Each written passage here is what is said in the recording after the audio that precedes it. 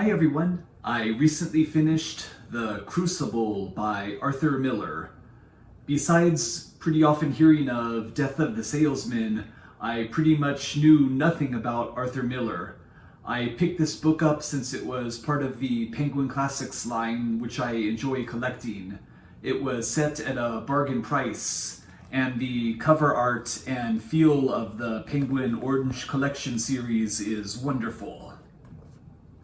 The Crucible is a fictionalized play of the Salem witch trials, which was an actual mass hysteria event that occurred in the early 1690s.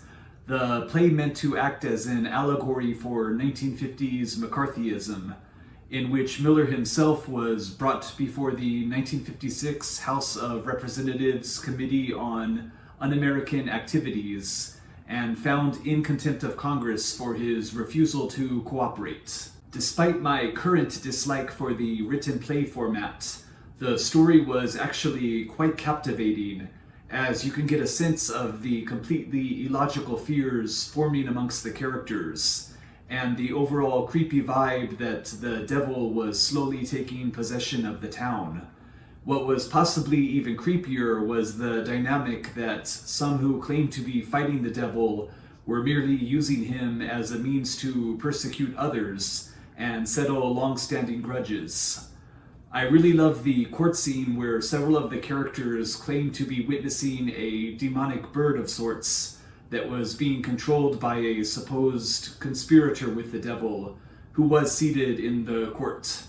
The speech at the very end on giving up one's name was also quite powerful and moving. The book was still kind of hard for me to really get into. I feel I would have enjoyed watching the actual play far more than reading it.